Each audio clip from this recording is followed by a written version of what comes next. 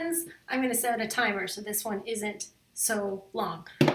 Today we're talking about another problematic trope in children's books, which is childism or adultism. It depends on who you ask. Those terms are kind of used interchangeably and it's a little bit confusing.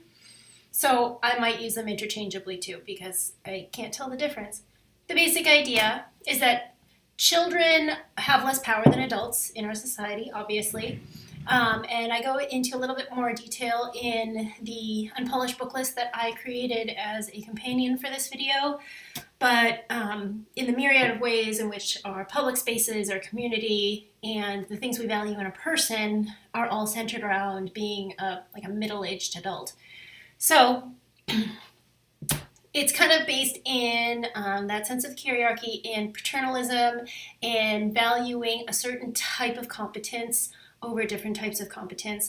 And we feed into it by giving this idea that children need to stay innocent, aka oblivious, which further reduces their power and actually creates kind of dysfunctional adults. And you can see this the way that we use childish or immature as pejoratives, the way that we don't designate spaces for children, and when children are in spaces, even the ones that are designed for them, such as public playgrounds, they're still expected to act like mini adults, even though they are not mini adults or adults in construction. So it's kind of insulting to treat kids that way. Refusing to learn about the perspective, experiences, and needs for inclusion for kids is similar to refusing to learn about another person's culture before marketing a book at them. So if you're writing a children's book, you'd think that you would interact with real children, get their perspective, understand how they think, their cognitive abilities, what kind of language is appropriate to use for them, and how to engage with them. Similarly, you might even consult an early childhood educator or maybe even a parent when you're writing a children's book. And it is amazing how few people actually do that. So the concepts in this book, can you see it, are actually really good. But I'm holding it to a higher standard for a few different reasons. One of them is I got this book for free. It's called Intersectionallies, We Make Room for All. And it's created by Daughter Press, who have previously sent me awesome books that I've loved. I've done maker spotlights on them before. This book they sent to me for free, and I was so excited to read it. And it just turned out to be a huge disappointment with a big glaring error, particularly because it's called Intersectionallies. You would think it would be intersectionally representational, but they leave out one giant group of people and their voices, which is children. So my main problem is that the book was written for children without children, and it forces the readers to do a lot of mental gymnastics to parse the language, and it reinforces a bunch of subtle tropes that are not tailored to children's cognitive abilities. So, tied into this idea of childism is that the people who are tasked with raising children, because children are so unimportant, the people tasked with raising them, parents, primary caregivers, which tend to be women, early childhood educators, teachers, are devalued in our society because we value children so little. Which makes sense in a culture where bootstraps and individual independence are at a high value. Children are naturally interdependent. The issue is everyone is interdependent, just which systems are invisibly supporting rich white dudes and which systems take extra obstacles such as special education classes and inclusion for people with disabilities and public school, that kind of thing.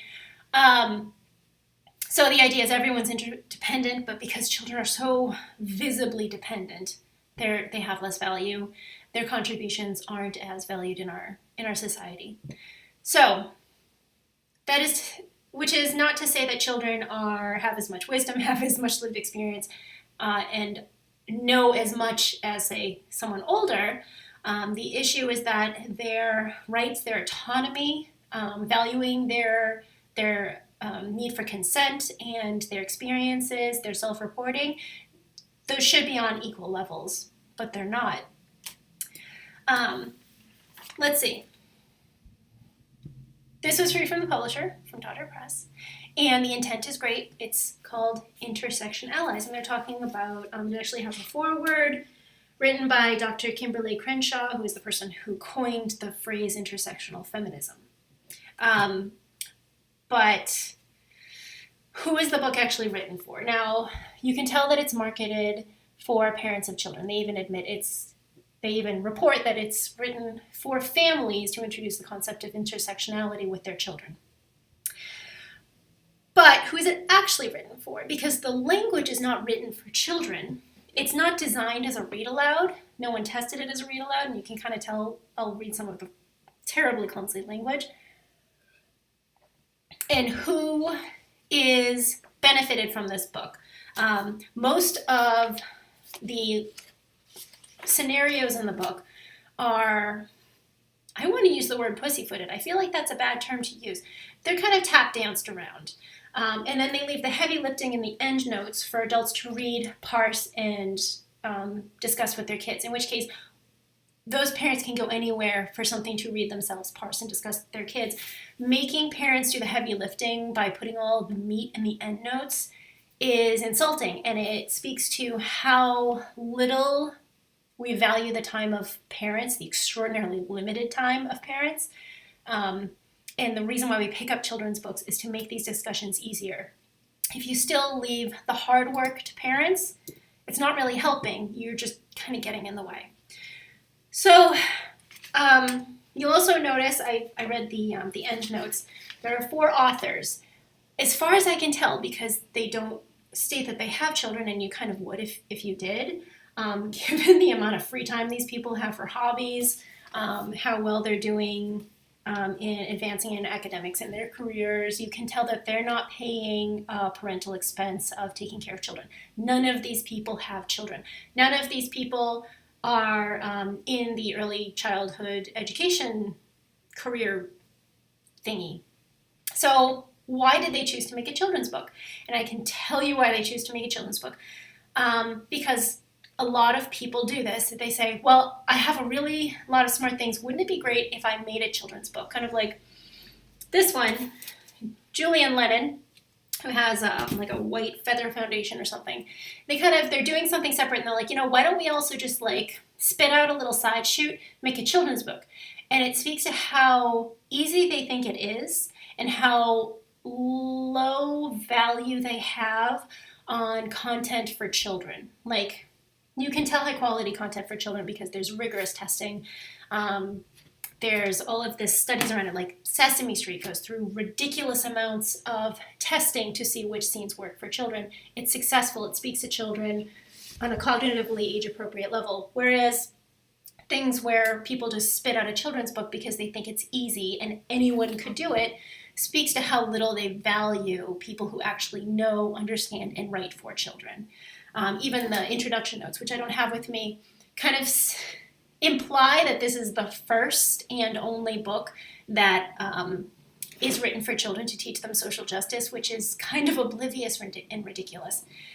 So, okay, let's see. Intersectionallies. There's just so much. Okay. So this is the foreword by Kimberly Crenshaw. The impressions of the world that we gather as children become the foundations for how we understand our places in it as adults. This is, again, that trope of children are adults to be. They are adults in construction. They are not fully formed until they hit, 20, in which case they've mated, they're set, stagnant people. Here's the problem with that. Children are not adults in construction. They are their own formed individuals. And if we look at children as if they are adults in construction, we devalue who they are. We see them as less than human. So, goes on to say, there's so many issues with this. Okay, so the writing is terrible. It's just awful. And you can tell that they did this thing that some new authors do where they write something in rhyme because they think that children need rhyming to engage with them. This is the same idea where adults will look down at a child and kind of talk down to them and say, oh, hello, who are you? Which, as a child, I always find extraordinarily condescending. Witness the lives of a bold group of friends. If one is in need, another defends. Age is one trait that each of them share, but kids' lives are unique, as you'll soon be aware. This rhyming scheme is almost verbatim the same kind of tone and rhythm as Tickle Monster, which is also kind of ridiculously written, but it's almost self-aware of how ridiculous the rhyme is, whereas this is completely not self-aware. They're rhyming to make the text actively difficult to parse, even for me as an adult, and I've run this through multiple children who all looked at this and were like, what the hell am I reading? So they include the rhyme because they assume that children are engaged by cutesy things like rhyming. This is like when you write way above a third grade level, and it just speaks to how, it speaks to your ignorance as opposed to accessibility.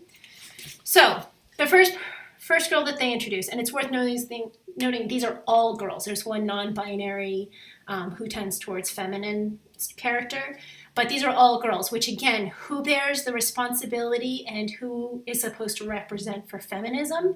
And when we say it's only girls who are tasked with and responsible for upholding and understanding feminism, if boys do not see themselves mirrored in books like this, what are we saying? Like that in itself is deeply problematic. My name is Alejandra, but I go by Allie. I use a chair, but it doesn't define me.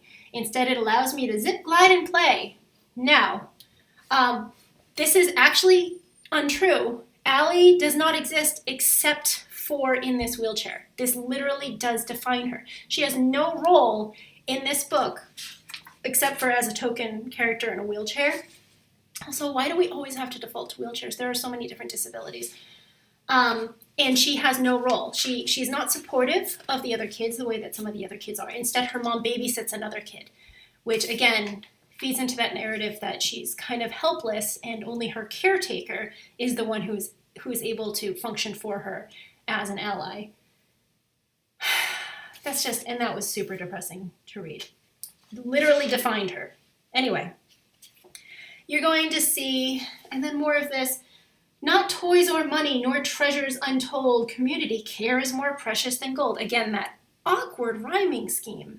And I don't know any elementary school student who wants to read stuff like that. It doesn't make any sense. This is not written for teenagers, clearly by the illustrations. The illustrations are adorable. And then they go on, the writing's a little bit all over the place. They go on to suddenly and abruptly say, skirts and frills are cute, I suppose, but my superhero cape is more Kate than those bows. To which point, every single person, adults and children alike, have been like, who the hell is Kate? Because this is the first time this is introduced. Again, refusing to transition children from one section of a book to another, just from one character to another, without introducing, here's who we are, that it's just bad writing, and it forces children, it speaks to the level of not testing it with children and not understanding the way that children cognitively move through a story. Okay. My name is Adila, and just like Kate, what I wear inspires endless debate. Some give, some chant, some sing, some pray. My hijab is my choice. You can choose your own way. It's worth noting in the rest of the book, they use what I call softening exclamation marks. That's where, and I do this myself in emails and things that I write, where you want to be very, very clear that what you're saying is not coming off as aggressive, especially when it is a statement rather than a question, rather than couched in I think, or maybe, perhaps we could consider. You put an exclamation mark at the back. All of these have exclamation marks except for my hijab is my choice, you can choose your own way, which adds a level of aggression, and they're failing to take that into account, that when a girl with dark skin, a Muslim, says something, just a single statement, it's perceived as more aggressive than if a blonde white chick says it. So I thought that was a little bit weird and interesting. I'm like, well, maybe they're doing that on purpose, not including the softening exclamation marks. But then they say later on, my body's my own, I dress it with care, with an exclamation mark, which almost sounds a little bit aggressive because they included the exclamation mark. Perhaps this is my own bias, but I just thought the inconsistency on the punctuation, particularly for this one character, was a little bit confusing. Now notice everyone has a label. There's the Muslim, there's the girl with the disability, there's the Spanish speaker, and all of these people have monolithic identities. For a book called Intersectionallies, none of these people has two multiply oppressed identities, which is confusing. I mean, other than the fact that they are girls and whatever racial or disability or whatever identity they have. So everyone is labeled, though, except for this girl who is Black. And I guess they're just relying on you just to see the fact that she is Black. Again, we're forgetting the fact that a lot of blind kids also read children's books, which is a little ableist to not spell out some things. If you have a book that is supposed to be for at least every girl, there are a lot of blind girls who might want to read this and might not see that she is Black. But also it's interesting that her identity is just, it's supposed to be obvious based on her skin color, what her identity, what her challenges are. And it's such a shame because the illustrations really are great. I mean, I love a book where a little kid is facing off against a group of police officers. So again, one of the things that, another inconsistent thing is there's action, there's praxis in taking your allyship and moving it into action. Nia does this, facing off against cops. There's a little girl who is Dakota. I can't find her name. She also takes action in protesting for water rights. The rest of the girls are passive. The girl with the disability, the Asian girl, the Muslim girl, the Latina girl, they are all passive. They don't do anything, they just exist, which I guess, your existence is your resistance kind of thing. But it is interesting to see that only 2 girls actually put their allyship into action, whereas the other girls are just existing. Another thing is, my name is Gloria, and y tengo 7 años, so it switches from English to Spanish. You're code switching your language. This is in italics. The Spanish is in italics, which I'll include a cute video in the end notes, but you don't italicize Spanish. A lot of people do, but at this level, if you're writing a book called Intersectionallies and you're writing a children's book and you're purporting and marketing it as the book that introduces intersectionality and responsible representation for kids, you should know about the fact that you don't italicize different languages because it creates the non-English speaker as the other. So that's just something that speaks to the level of they are completely unaware of the work that has already been done in this movement for responsible children's literature, that they don't know this kind of basic thing that has been floating around. And then they go on, so you say the Spanish, and I don't know about you, I've taken Spanish, I have some general idea of how to pronounce it, but then you have a girl speaking in Korean, and it's not just like a few words, it's like a big, long sentence I'm not going to attempt because it's going to be embarrassing for all of us. But you have to wonder, did they test this as a read aloud? Because you're presuming, given the fact that the Korean is in italics and the Korean speaker is the other, English-speaking parents are going to be reading this. And this is going to be coming out of their mouths in a very awkward, ridiculous way. What does that tell the children? What are the children absorbing from that when their mom or dad or teacher is saying these clumsy rhymes that they're clearly not following and they're looking out the window anyway? But then they suddenly make these uncomfortable, awkward, stumbling language attempts, and what perceptions are they going to get about how difficult the Korean language is to pronounce, and also how much more othering that is, that most of us admittedly don't know Korean, but also that it would be included like that. And I don't know, I can't really explain why, but it seems a little clumsy. Same thing with long chunks of Spanish for people who don't speak Spanish. Anyway, now one of the authors, Carolyn Choi, is second generation Korean. Second generation means you were born here and your parents immigrated. Despite this, this character, Hee-jung, is 1.5 generations, which means she moved here as a young child. So why did the author choose to include as an own voices person a Korean character, but not as a second generation. And particularly because it feeds into that narrative of Asian people as perpetual foreigners, as if none of us were ever born here. Many of us were born here.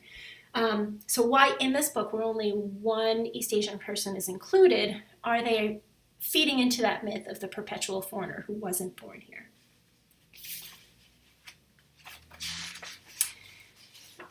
Okay, still trying to make this quick. And then this kind of makes me laugh, but you can tell how, again, anyone can make a children's book, how little thought they put into this, because you have this section where they're all together, right?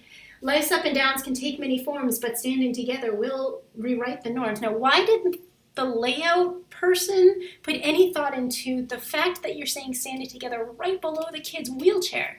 Like, I have no problem with that. I don't think, maybe they might have a problem, but I suspect it's usually not that big of a deal to reference standing together symbolically, even if you are not actually standing. But just the fact that it's located so close to the wheel speaks to a level of like just slapping words on a page and not really giving much thought to how it comes across. So this is a refrain that's repeated a couple times in the book. Where there's room for some, we make room for all. Friends can be allies no matter how small. And again, reinforcing that idea of allyship as a label, where you can label yourself as an ally as opposed to allyship as an action, which I think that might even have referenced in the book. If you're going to self-label yourself as an ally, that's going to be a little bit problematic, because it's like, oh, I'm a good person, and then that reduces your obligation to keep striving towards doing good things. You never hear I'm a good person or I'm an ally unless it's from someone being kind of passive and perceiving themselves as that, and therefore they don't need to do any more growing.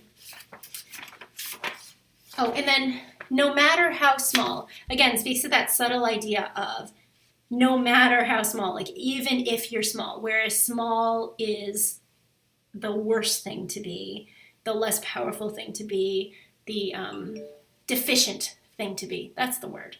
Jimmy's standing on my keyboard, sorry. And then they have this thing with a weird Venn diagram that I think they just made because it's decorative, but you have these identities. You have education, religion, age, citizenship, these things that affect your identity. Then race, class, and gender as the big ones. And we have to think about the hierarchy and what this is teaching kids. If they have this on their bookshelf, they read it over the course of 5 to 10 years while it's living on their bookshelves, and they see that race, class, and gender are the big things in the hierarchy that define someone, as opposed to ability, heritage, language, skin color, that kind of thing. This is going to depend on the person, but for many people, race, class, and gender is not the thing that gives them the most hurdles. It's not the thing that they have to navigate the most bias against. Speaking as an East Asian woman, my skin color has a bigger impact on the fact that I get less crap thrown at me because I am light-skinned. So my skin color actually has more of an effect on my life than race does. From here, these are the authors. Lots of hobbies, lots of free time, lots of traveling, which means none of them have any children. And then one parent goes on to say Jimmy's I'm sorry. I wish you could see this. Jimmy's pawing at my face on the video. One person goes on to call her single mother a super shiro, which just these little details is a little bit confusing because they go on in the bibliography to suggest that you read books like such as The Second Shift, which points out the subtle tropes and damage of referencing single mothers and primary caretakers as superheroes and super sheroes, because it erases the fact that it's a systemic issue where people are not heroes for surviving. They are just navigating the best they can through a system that is not designed to help them or make it easier for them. And then I just had to throw this book in. This will end really quickly, I promise. Where books like this, again, just random people who think, hey, wouldn't it be fun to make a children's book? In this case, and it's always telling when you have someone's name at the same size as the title, like, how conceited do you have to be? I understand he's a famous dude, but like, how conceited do you have to be where you believe that your name is more important than the subject of the book? Children don't give a shit about who you are. This is about healing the earth, and for some reason you press a button, they're trying to make it interactive, and it's really lazy. You can help this coral reef recover and protect other healthy reefs. Press the Zooks button to heal the coral, and then you press the button, and then ta-da! You healed it! Because children are apparently incapable of understanding small calls to action and complexity other than like, boop, you push a button and then the saviors come and save the day and healing the world is that simple.